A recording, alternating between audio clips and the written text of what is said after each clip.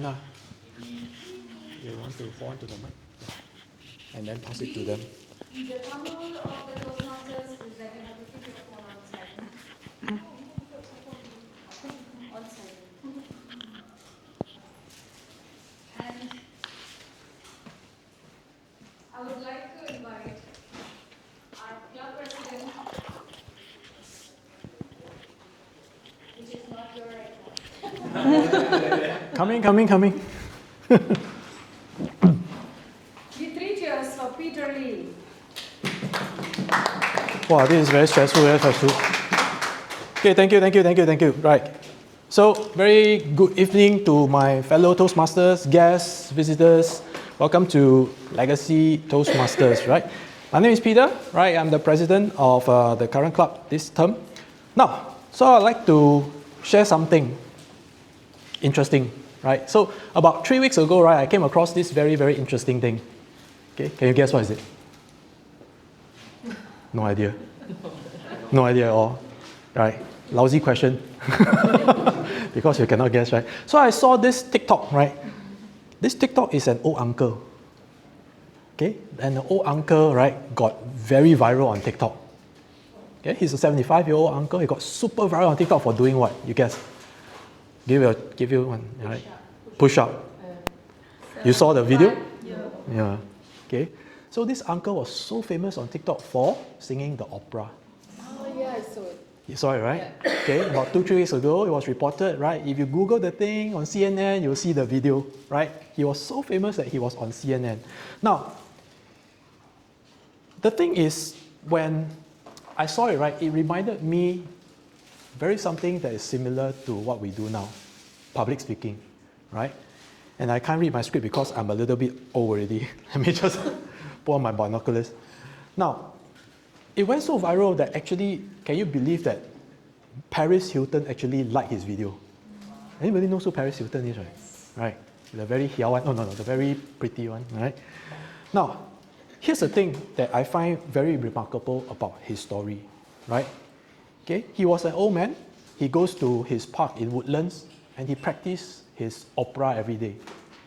And that drives, gives me a little correlation to what we do as speakers. I can see some of you are really very kanchong, very anxious, very nervous because some of you are giving your speech for the first time, some of you are giving your speech for the second time.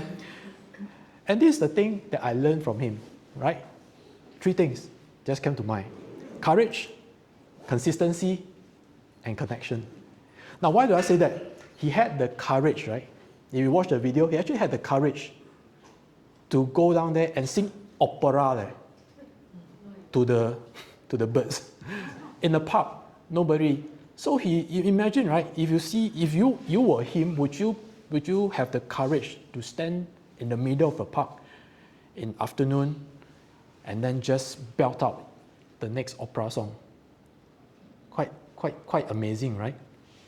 He had the courage to do that. Because why? Because one, he has this belief. Now, the next thing that I want to know is his consistency. So he doesn't do it once, twice. He do it as a regular basis. It's just like speaking. When we do it, when we come here, we show up, we take up roles, we put on our project, we come here to speak. And that is when you improve yourself as a speaker. The consistency is what drives your progress. Now, the third thing is connection, right? Because he shows up so authentically every single day, going to his park and doing that until people actually come to him and say, hello, Uncle TikTok, can you also teach me how to sing opera? Now he has students, and he teach him how to actually sing opera. And why does it really matters? Why does he actually have students? Actually comes from his showing up authentically, right? Authenticity drives the connection. And that's where we also do the same from speaking. Because some speakers actually ask me, why do you actually speak on stage? Is it because of the money, because of the fame, because of anything? My answer will always be the same. Because somewhere in the audience, there is one person that needs to hear the message that you have to share. And if anything else, nobody likes your message, and if there's just one person that take away that single message that you have to share, and it changed his life, that's all that I actually ask for. That's all enough for me. All right? So, as Toastmasters, as speakers, I urge you to think about these 3 C's. Right? Always have the courage to stand right here on stage, to share your message in an authentic way, so that you will always have the connection and have the authenticity to show up. And remember, consistency is what drives progress. Right? And with that, I just want to leave you with one last thing. Okay? Just our, where's my standee? We call ourselves Legacy Toastmaster Club because, just remember, every single conversation, you want to leave a little bit of legacy with you in that conversation. And now with that, let me introduce our very, very special speaker of the day. Now, and I have to put on my binoculars again. So have you felt caught between 2 worlds and no longer who you were, but not yet who you are becoming? Wow, very chim. Get it? So that quiet, confusing space where the old story has already ended, but the new one has yet to begin. Now, tonight's speaker has spent decades. Wow, decades. You want to review your... No. Has spent some time helping leaders navigate, and really leaders, if you check out her LinkedIn later, navigate that space, that what she calls the void. Now, she is a Harvard-trained strategist. Wow, bonus, Harvard-trained strategist. Trauma-informed therapist, and a 2-time, not one, but 2-time national speech champion. I think that deserves your clap. 2-time national speech champion. And she's here to guide us in mastering the void. Now, Toastmasters, please, can I have your help to put your hands together and welcome Adeline? So Toastmaster must shake hand already. So courage, consistency, and connection. Hopefully today, I'll share with you some things that you can do as you manage the next transition in your life. Or if you're in a transition today, use these tools to also manage those transitions. Because consistently applying these rules, having the courage to apply these rules, and then using them to connect with what you're feeling, that is what I'm going to learn today. So I'm going to start with something that is not going to be what you're going to enjoy. So we're all seated in a row, right? So we just consider that as a row. So I'm going to invite you to either take your phones and your bags with you, because what we're going to do is we are going to change seats along the row. And we're going to do this without speaking, and we're going to do it in 15 seconds. So wait, let me give you the instructions first. So the instruction is this, okay? So we're going to, and remember, no speaking. Based on your birth date, okay? So you cannot ask your friends to guess, okay? So the ends will be the 1st of January, all the way to the 31st of January, okay, of December. So in 15 seconds, based on where you think your seat is, just along that row. So this 4, and then this 4, and then each row of 4. So just within the row of 3 or 4. So you don't have to go all across the whole room, okay? In 15 seconds, we're going to stand up and sit where you think you should be, okay? So let's go.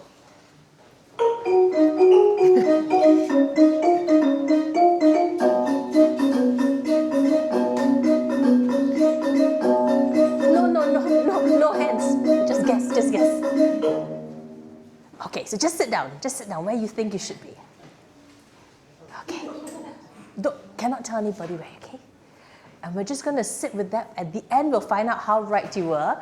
But meanwhile, let me ask you, as you're doing that exercise, what emotions came out? Shout out the emotions that came out. Confusion, okay. Any others? Stress, okay. So it sounds, anyone was anxiety, yes, you've felt anxiety. How about excitement? Anyone felt excitement? Yes, it's fun, right? Anyone felt fear? Oh my God, am I doing this right? Did I get the right instruction? Are they going to scold me? Anyone felt that? No? How about anger? Why the hell is she making us do this? It's not fair. Anyone? No? Sadness. I miss my old seat. I wish I could sit in my old seat. Anyone? No? Regret. Why did I show up tonight? I should have stayed home. Anyone?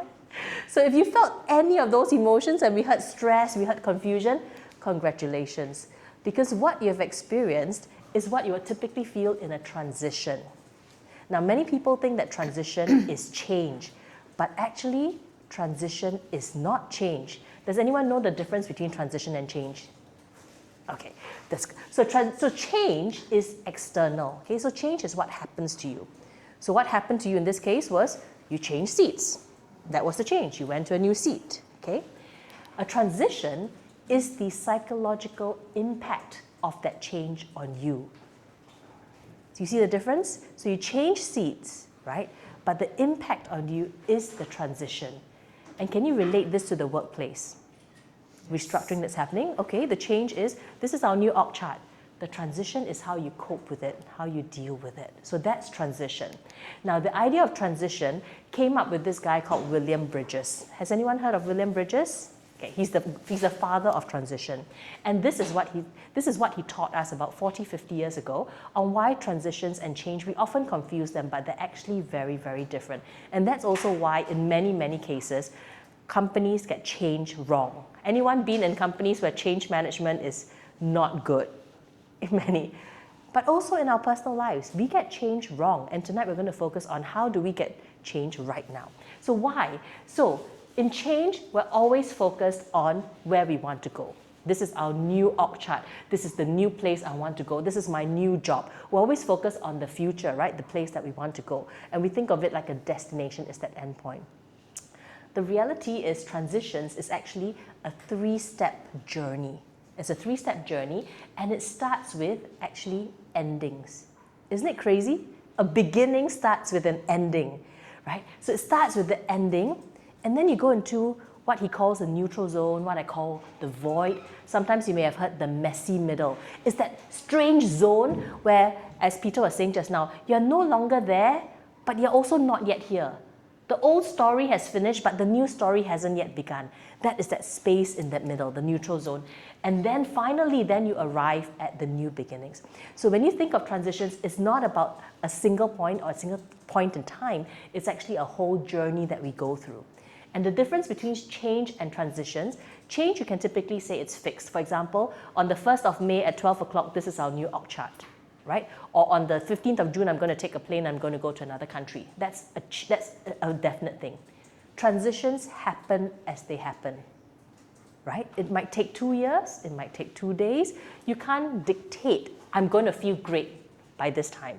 You can't. It will move along that process. So that's the difference between change and transition. In many cases, if change and transition happen at the same kind of pace, not a huge problem, right? You'll get there roughly the same time. The difference is when the change happens and the transition takes a long time to catch up. Sometimes even years to catch up. And I'll share with you my story of my transition. Okay, so question, where do we encounter life transitions?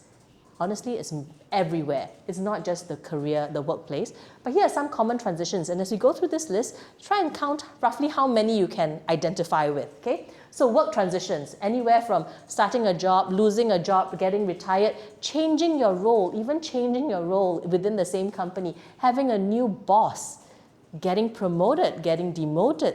These are all changes, all transitions in the workplace, right? Restructuring, the word that we all love so much these days. Those are work transitions. How about family transitions? Getting married, starting a relationship, ending a relationship, starting a family, so having a baby is a transition. For me, having 2 kids, it was interesting because the first kid and the second kid, my experience was so different. Emotionally was completely different. And the one that you would imagine is a bit easier was actually the harder one. So all kinds of family transitions, even your spouse losing a job, is a transition. So it's their transition, but it's also your transition. And when I did this speech the first time, someone came to me and she said, I really, really identify with it because I'm going through a transition right now. So I said, what transition is it? She said, my father has decided to move to Malaysia. So it wasn't even her decision. It was my father has decided to retire and move to Malaysia by himself. And that was a transition that the whole family had to go through together also. So transitions take place there. There can be also transitions around your body, around getting injured, long-term illness, mental illness, addictions, lifestyle changes. Maybe you've decided to go vegetarian. So all kinds of changes. These are all transitions, right? And then transitions in terms of who you are, where you live, transitions in terms of what you do. Do you start school? Do you stop school? All kinds of transitions. So looking at this list, show of hands, how many here have gone through more than 5 of these transitions in your life? Okay, keep your hand up. More than 10? More than 10? Over the course of your life, not right now. More than 15? More than 20? Almost everything on that screen. So you know what's crazy? More than half of our lives are actually in transition. There's some research that shows roughly in the course of our lives, we'll experience about 50 of these transitions. Most of us will experience 50. Some may be more, 70, some may be 30, but really it's the majority.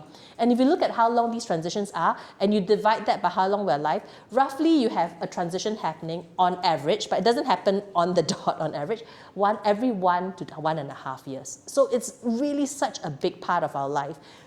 And you know what's the craziest thing? No one ever taught us how to manage transitions. Can you imagine? We learn math, we learn science, we learn all these things, but the one thing that takes up the majority of life, no one actually teaches us how to manage transitions. And we have to do it ourselves, go by trial and error, and we learn this is how we cope with it. So tonight we're going to try and get a little bit ahead of that and learn some of these skills that may be helpful, okay? Now, most transitions are not a problem because most transitions, we've encountered so many of them that's not a problem. But every once in a while, we come across something that I call a life quake. And it's very simple to know what's a life quake. A life quake is when someone asks you about your life story, you tell it in a before and after. Okay, so I mean, sometimes you'll say, before I was married, and then after I was married. Before my spouse died, after my spouse died. Before I lost my job, after I lost my job. Before I got this boss, after I got this boss. So when this has so much impact on you that it becomes a before and after, you think of your life as before that thing and after that thing. That's a life quake. And again, research has shown somewhere around 5 life quakes most of us will go through. Some people go through 3, some people go through 9, but roughly 5. So everybody experiences them. And they're pretty common, 5 life quakes. But this time, instead of counting in months or days, how long it takes, this time you count in years to get over a life quake. And really, if you find yourself stuck in a position where you say, why am I so stuck here? Why can't I move on? You're probably experiencing a life quake. Yeah? So what makes a life quake? And why is it different from a normal transition? Here are some things. The first reason is it's stacked. Stacked means it comes one after the other, the other. So the first restructuring in the workplace, okay, fine, we'll cope with it. Second restructuring, okay, fine, we'll do it. The third restructuring, okay, fine, we'll cope. And then it's the last one. And sometimes the last one, it's a small one. Sometimes it's not even your team that's affected, or not even you that's affected. But for some reason, you feel it so much more, and it changes something in you. And the only reason for that is because it was stacked. It came on top of the other one. So sometimes that's what causes it. Another reason what makes a transition into a life quake is you're at a moment of vulnerability, right? So maybe this thing would normally be a normal occurrence for you. Maybe moving house is, okay, I've done it 5, 6, 7 times, I know how to do that. But it came at a time when, let's say, a loved one just passed. And so what could have been a normal occurrence now becomes a life quake. And one that we'll explore later is when a core belief that you had was shattered. A core belief that you believe about yourself, you believe about the world, you believe about the people around you. When that's shattered, something that on the surface seems like it's very normal, like I have done this, other people have done this, but for some reason it really impacts you this time. That's another reason. Yeah? And we'll come to that core beliefs later on. Okay. So let me tell you a bit my story. My latest life quake, the last life quake, was in 2019. So 2019, I left the corporate world. I was working for about 25 years in various MNCs, and after 25 years, I decided to leave. It was not totally by choice. I felt pushed out. I was not explicitly asked to leave. I wasn't retrenched, but I really felt pushed out of that organization. And then I left. I didn't know what I wanted to do. So what my husband said was, why don't you come and help me with my business? And his business was in trauma. And tonight, a lot of what I share with you actually has a lot of influence of trauma, combined with my experience managing change in the corporate world. So it's a unique combination of corporate change and trauma that I'll share with you. So I did that for a while. And then 2021 came, 2022 came, and I still didn't know what I wanted to do. And it was a very, very difficult time. It was that whole space of, so what do I do now? And what I call that is like, feel like you've jumped off one side of the trapeze, right? You've let go of that trapeze. And sometimes it's by choice. Sometimes you feel like you're pushed off the trapeze. But either way, you've let go of the trapeze. And you're jumping through space, but you don't know where you're going to land. And you don't even know where it is, what it is. It's disappeared, or if you're going to land. And that's that space, no longer here, not yet there. Anyone identify with that? Anyone feels like you're going through something like that right now? Okay. So we'll go through what that is. And I call that life on pause. And the reason why it's life on pause is when people ask you, hey, so what do you do now? It's a very long pause, because it's very hard to explain. A lot of times they'll say, I used to be a banker, I used to be this, I used to be that, because I'm not ready to be here. I'm still stuck there, and I don't know where the future is going to be. So you don't really know where you are, and you know you can't go back, but you want to go back because that's what feels safe, that's what feels secure, okay? And that's when all the emotions show up. So for me, in my change, it was a lot of fear. Am I ever going to be useful in the market again? Am I going to keep up with all the changes that's happening in the workplace? Anger. Why did this happen to me? The company treated me really, really unfairly. My boss treated me really unfairly. A lot of anger at other people and at myself. A lot of guilt.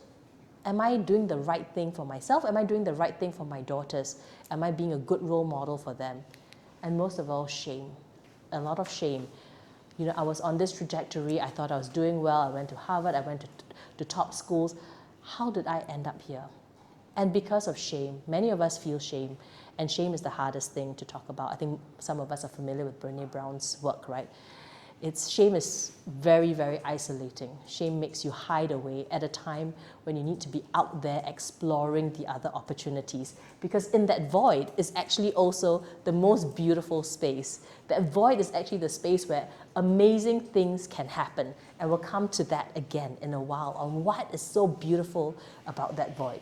So, before I share some of these tips, let me talk a little bit about the AI revolution. So, as you know, we are all in the AI revolution. Anyone knows where this is going to go, how this is going to end? No? Great. Let me ask you a question now. So, remember I shared with you this three-part thing? What if we never get to that third part? What if the pace of change is so fast, and you see it in your companies, right? Launch a new change initiative. Okay, so ending, now let's go into the neutral zone. But before you get to the final part, what happens? Another change initiative starts. So you go back into the first, and then you go to the second, and then it goes again. So the question for you is, what happens if we never get to the third part? Basically, what if transitions never end? Could you live with that? Well, we'll ponder that. The key thing is, this makes it even more critical to learn the skills how to manage transitions, because it's going to get a bigger and bigger part of life. Remember just now we saw the list of all the common transitions? That's not a complete list. It's going to get more and more, and it's going to get faster and faster, and it's going to get more and more intense. So if anything, transitions are going to be more critical to know how to manage well. Yes? Okay, so what I'm going to do today is introduce the spacebar framework. This is the framework, it's not framework, the toolkit that I use. Now, you might be asking, why spacebar? So I'm going to ask you a question. Why is spacebar the largest key on the keyboard? Why is spacebar the largest key on the keyboard? Most people use it most often. Yes, most often. But what does the spacebar actually do? Break up your words. break up your words, exactly. If you think about the space bar versus any other key, the letter A, the number 1, whatever it is, right? Those keys have value. There's something in it. But a space bar, all it does, it seems like all it does is create empty space. So it's really interesting. Why is space bar the biggest key on the keyboard? Not just that it's most used most often, but it's exactly what you said. Because that's what, when I was stuck in my transition, I went to my guru. It was a guy who had lived through many, many transitions. And I was like, get me out of here. Because one of the things that in a transition, you feel so uncomfortable, I felt so uncomfortable, that I just wanted to either go back to the world I knew or quickly jump to any world out there, any future out there, just because I want to get out of that uncertainty, right? And I went to my guru and said, tell me what to do. I don't know what to do. Just tell me where to go. You tell me AI, I'll go do AI. You tell me do this, I'll do this. Whatever. I just want to get out of this space, right? And that's what he said. He said, but the space is what gives it meaning. The space is actually what gives it meaning. Life meaning as well as words meaning. And what you said is it creates space. Because if you think without space, if a book was just lots of words without space, there's not a lot of meaning. But with the space, what happens is not just that it breaks up the word, but the space is what connects the word that came before, so the word that we know because it's given, the word that came before, with the word that is to come, that we don't know. And actually it's in that space, if we pause, we reflect, and we think about it and we plan it carefully, the next word we choose actually changes the whole meaning of the story. So that space is actually what gives it meaning. That space is the space in which we grow, and that's why it's actually a beautiful space versus a punishment. Many of us feel when they're paused, we're being punished. We did something wrong. Get me out of here, right? But when you reframe it and say, actually, this is a beautiful time for me to plan the next word, the next part of my life, then it becomes a very, very different story. Yes? Good so far? So now, obviously in that, you get all these emotions that show up. And this is where I want to say, growth is what happens in the space. So if you think of a cocoon, when you look at a cocoon, nothing seems to be happening, right? But it's the work that is being done in that space that creates the breakthrough. And as I did a lot of work on transitions, this is what I found. A lot of people who achieved breakthroughs, whether in the world of business, in the world of science, even in the world of spirituality and religion, that breakthrough, it always comes after a period of void. Many people, if you read their history and whoever you follow, whether it's Steve Jobs, whether it's certain writers or scientists or whatever, when you read their history, right, they always have that period of void before the breakthrough, when they'll say, I did not know what I was doing, no one even knew what I was doing, but I just kept doing it. They could not give you the answer, but because of that void, that's where they discovered it, and then that got them to the breakthrough. So same thing, when you find yourself in the void, just tell yourself, this is before the breakthrough. This is the lead up to my breakthrough. But you cannot just sit there and do nothing. You have to actually do the work, right? Work in that, because that's the work that's going to help you get to the breakthrough. Good so far? Okay, so spacebar. Tonight we're going to do a few things. So spacebar is a toolkit, not a framework or process. What that means is you're not expected to follow S, then P, then A, then C, then E. It's not a process, it's not linear process, it's not a framework. It's actually a toolkit, which means that these are different tools that you can use to help you through your transition. Some of these you already know, you already use, that's great. Some of which you don't know, you want to learn, that's great. Because at different times you use different tools, but when you have all these tools, then you can use them to manage whatever transitions come your way. So tonight we're going to cover 3, assuming I have enough time. The first is on A, which is accepting loss, C, which is clearing space, and then R, which is reframing story, which for us as Toastmasters is something we're very familiar with, okay? So we're going to do A, C, and R. We're not going to cover the rest of them. In other workshops, I do that, and I'll cover around how do you understand yourself, who you are today, not who you used to be. How do you give yourself permission to feel and to address the emotions that come up, because these are uncomfortable emotions. How do you experiment in a very smart way to try out the new things that help move you forward instead of doing the same thing over and over again? How do you create a band of supporters around you, the different kind of supporters that you need around you? And how do you create ad hoc systems that help you through that process? So it's like you're renovating your house. You need to have that ad hoc system while you're renovating the inside of the house, okay? But tonight we're going to do A, C, and R. So are we ready? Shall we start with the first one? Okay, yay! So A stands for accept loss. So We don't resist change. As humans, we don't resist change. We resist loss. If you ask people, why aren't you doing what I want you to do? Right? Your boss comes to you, I told you must change. Why don't you change? It's not because you don't like the change. Sometimes the change makes total sense. It's because you're losing something and you're not willing to lose that, right? So every transition starts with the ending. What's the definite ending? Ending is basically loss. And you know what's strange? Is that sometimes even the things that you want come with loss. Even the promotion that you want comes with loss. For me, it was even having a baby at 40, really wanted a baby. We were very lucky to have a baby at 40. And then when she came along, it was a lot of loss. It was loss on all levels, a loss of having any kind of control. Anyone here parents? Yeah. Can you tell people, if you tell people I'll meet you at 11:30, can you meet them at 11:30? No. No chance, exactly. Control over anything, right? Control over my freedom. Can I drop the baby and just go take off on a holiday? Forget that. No more. No more changing jobs for the fun. No more changing homes for the fun of it. You have to now decide on school. Control over my time. Control over my career. Like saying this was where I thought I was and now it's changed. Even control over my social life, because I realized I didn't have a lot of connection with my best friend because my best friend is single and didn't have kids. And suddenly it was this, this connection that I was losing with people that I had grown up with all my life. So many things that we're losing. Now, Kent was there, I shared this before, and someone said, but I don't really feel this loss. And so what I did was I refined it a little bit more to say, what is the loss that we struggle with most? And the loss that we struggle with most, that's the most difficult, if you find yourself stuck in that void and can't move forward, typically it's because one of these things, you have lost a core belief. So I invite you now, it's going to be an exercise, individual exercise.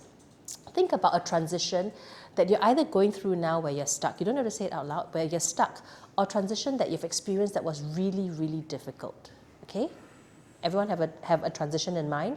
Can be a personal transition, can be a work transition, can be a transition of someone else in your family. Maybe a family member became ill. A family member decided to do a different thing than what you expect them to do, right? So it can be any transition that you struggled with, okay? Or are struggling with, okay? So because of this event, did you then rethink your core belief that things are fair? Okay, you don't have to answer. We'll count how many. There are nine items there. We'll count how many of these you had affected your core belief. Did this affect your belief that you have control, that things can be controlled? Did you have belief, affect your belief in other people, that you can trust certain people in your life, especially people who are close to you, to behave and think a certain way? Did it affect your belief in what your relationship with other people was like? Did it affect your belief in yourself, in your abilities and your strengths? Did it affect your belief in the future, what the future is going to be like? Did it affect your belief in what life means? About your spiritual beliefs or your religious beliefs, if you're religious? Did that make you question your self-worth? Okay? So you can count how many of these. And it's not about you need all 9. Even one that is really broken, that makes that transition really, really hard to accept. And so when I came to come back to the transition that I really struggled with for more than 2 years, and I was like, why? On the surface, it was a good transition. I was leaving a bad place. I was going to a better place. Financially, we were okay. I could spend more time with my kids. On the surface, it was a lot of things, but emotionally, I really struggled with it. And I realized that at least for me in that transition, at least 3 core beliefs were broken. A core belief around that decisions are made in a fair way. A core belief that I could trust my boss, who I was worked very close to for 4 years, that I could trust him to behave in a certain way, and he didn't behave in the way that I expected. And then it started for me to question, am I a good judge of character? That I didn't know he was like that. So a lot of core beliefs, right, that were impacted by that. And that was why it was so difficult emotionally for me to move past that transition. So same thing for you. Is there that transition? Was there a core belief, at least one core belief that was shaken? Yeah? And if that's the case, how do you come to terms with that? How do you come to terms with that core belief that has changed? Right? And then what have you lost? And more importantly, how do you close and accept the loss.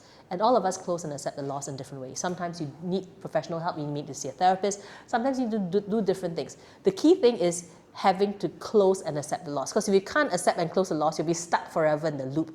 And that's something in the trauma world that I experienced a lot. A lot of clients were stuck in that loop, sometimes for 50 or 60 years. They would come to us and they'll say, I've seen so many therapists for 50 or 60 years because I'm still dealing with something that my sister did to me in the playground when I was 6 years old. And the person is 65. I was like, wow, okay, let's move on. I don't think your sister remembered that, but it's okay. But and someone else can't tell you to move on.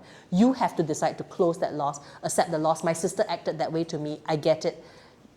Accepting that, right? If you can't, you will be stuck forever in that loop. So a lot of it is closing the loss. And what I like is actually, when you're able to close that loss, why not make it a ritual? And you find what tribes do really well is how do you mark it so that you know that it's over? Is there a date that you can say, okay, this is the date that the new me starts? Is there throw a party, some kind of closure event? It can be a small party, right? But it's just making it, this is over. I've accepted it, let's move on. Now it's the new me.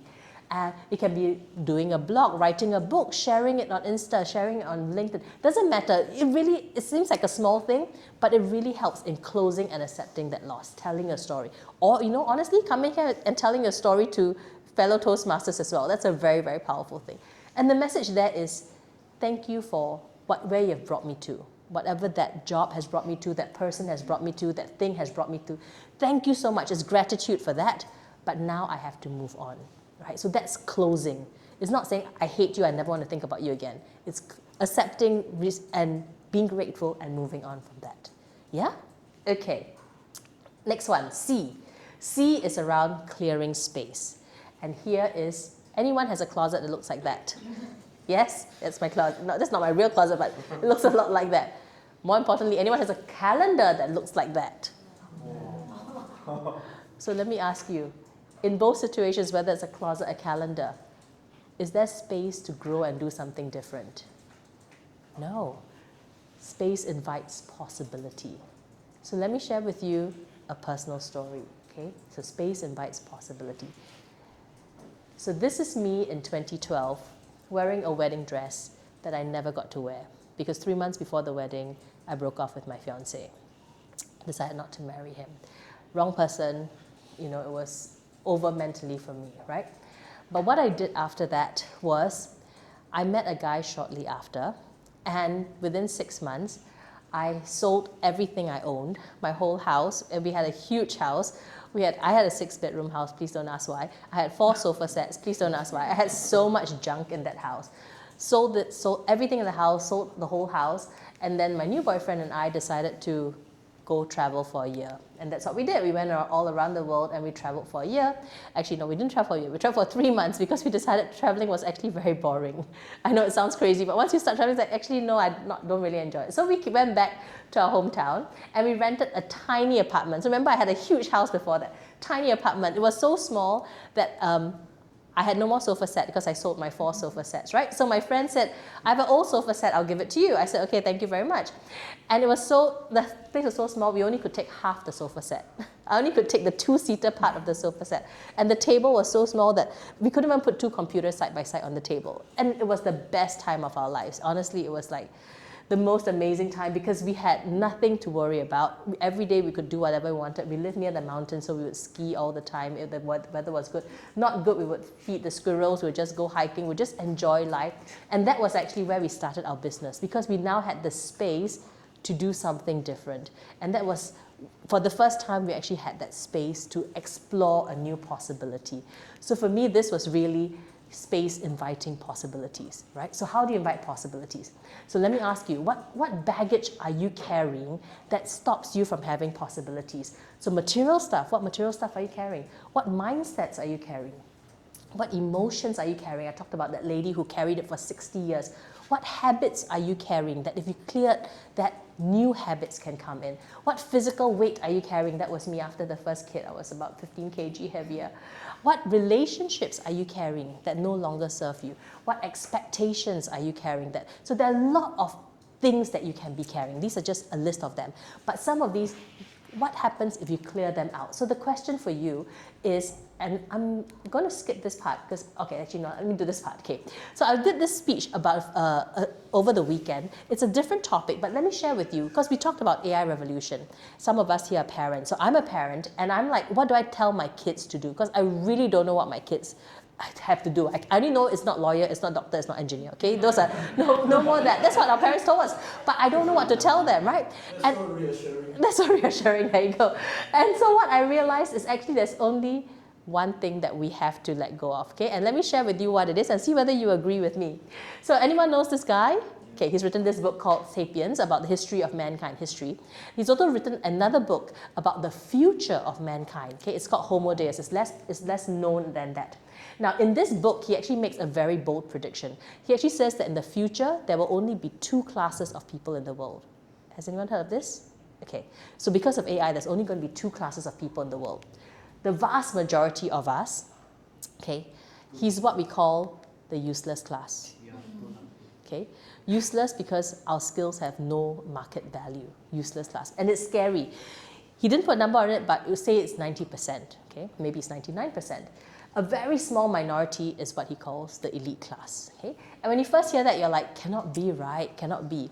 But that is where I started to dissect it, and this is the one thing that I realized I have to get rid of, and my kids have to get rid of. Only one thing, okay? And it's the mindset of the industrial age. Because the mindset of the industrial age is basically this. The mindset of the industrial age is we all live on a bell curve, and average is okay. It's okay to be an average doctor, it's okay to be an average engineer, it's okay to be an average manager.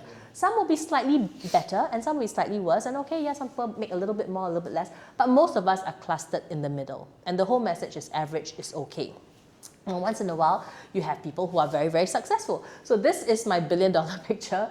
Not because I'm $1 billion, but because these are my classmates from school and they are worth more than $1 billion. It was crazy. I was like, oh my God, they're so successful. So once in a while, you have people who are really, really successful on this side, and you also have people outliers on the other side. But in the most part, average is okay. Now, what do you think happens in AI? Average people do ordinary tasks. Who will be doing the ordinary tasks going forward? AI, exactly. So what happens is that whole middle part is going to disappear. The question is it going to just split out equally across the 2 sides? No. Where is it going to go?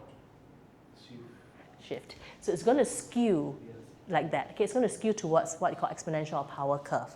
And what that means is the people in control, the people who have all the talent, they're not going to do the work. AI is going to do the work for them, but they'll capture the value of that. Right? So the top 10% who control those assets, who control those resources, the platforms and all that, they will take 90%. And then the remaining 10% that's left in the world, all of us, all 90% of us, have to fight for that. And it's really starting to happen. So if I were to ask you, name the company that comes to mind when I say large global e-commerce platform. Amazon. Everyone names Amazon. Okay, who's the number 10 company? Number 50? No one knows and no one cares. It really is in this kind of world, it's winner takes all, right? The top 1, 2, whatever, the top few take everything. Everyone else is scrambling for the little bit left. So for me, the mindset I want to teach my kids is this: ordinary is the new obsolete. If you're ordinary, you're obsolete. And once you get that, once I unlearn and I get rid of that mindset, everything flows from that. So it becomes, you know what, I'm not teaching you to be ordinary. Pick one area and be top 10% in it. Be the one in it. Be like top in the world in it. Rather than try and be good at everything, but not world class at everything. Does that make sense? So for me, that's what I would change about that, right? So no more industrial age mindset. Now, how do you think about the AI mindset? So for me, that's what I would want to clear out the old mindset of what success looked like, okay? So question for you, at this stage in your life, what do you want to clear out? What mindset no longer serves you? What things, what relationships, what habits, what emotions do you want to clear out? The more interesting question is, when you clear that out, what is waiting to come in? What is waiting to come in? Because when you clear out something, it invites in the possibility, right? So it's not a loss, it actually is inviting something else in that is better for you, serves you better, okay? And a very simple exercise if you're in a transition is to think of this. If you were to give a title to the past life, your past life, what title would that be? And then what title could it be? You may not know what it is now, but what could it be? So I'll give you so when I did this exercise on myself, my past life was, 0 minutes, was the achiever. I want to achieve, do more and more and more. My new life is around the teacher. I want to share what I know on the topics that I'm interested in, specifically transitions. So that gives you a sense of how you have changed also, okay? So, because I'm extremely over time, I am going to skip all of that. So, here's the beauty of transitions and when you manage it well. When you manage it well, what you'll find is you are not just you're not losing stuff, you're actually gaining stuff. And the transition managed well gives you roses. Roses means things like new relationships, people that you otherwise would not have met. I think many of us here came to this world because of transitions, because the speaking world is not one that we mostly started out with. We came because we were in some form of transition, and we found new relationships, people that we otherwise would not have met, new opportunities to speak, to share our message, to do different things, new strengths that we never knew we had.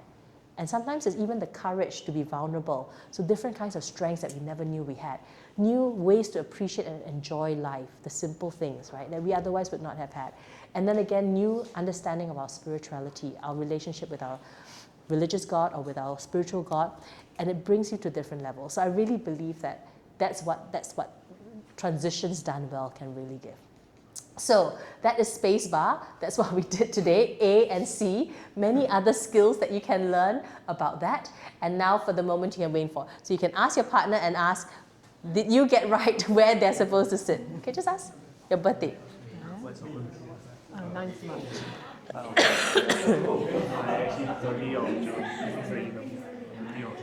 June? You're in January? Okay, anyone got it right? Where Hakim is, I go because our birthdays are around the same time. Okay, it's okay. So any role got it completely right?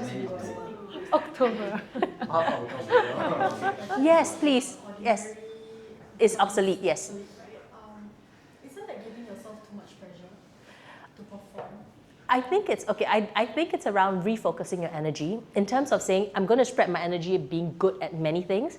I want to be world class at something. Yeah. So I think it's still the same amount of energy. I'm not saying work more because maybe we're clearing out the stuff that doesn't serve to focus the same amount of energy on the stuff that is going to serve. Yes. Yeah, actually I think about this.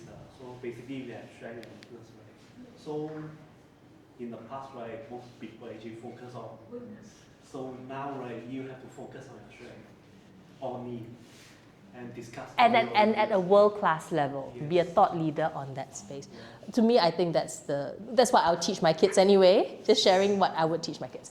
So that's it. Life on pause, what I've learned is actually if we can find life in pause. So it's not about your life is on pause, it's about can you find joy, can you find beauty in this pause, right?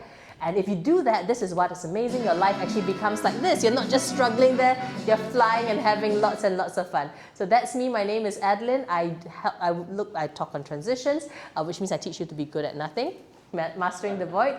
And if you'd like to connect, that is my LinkedIn. So with that, thank you very much for the opportunity to share.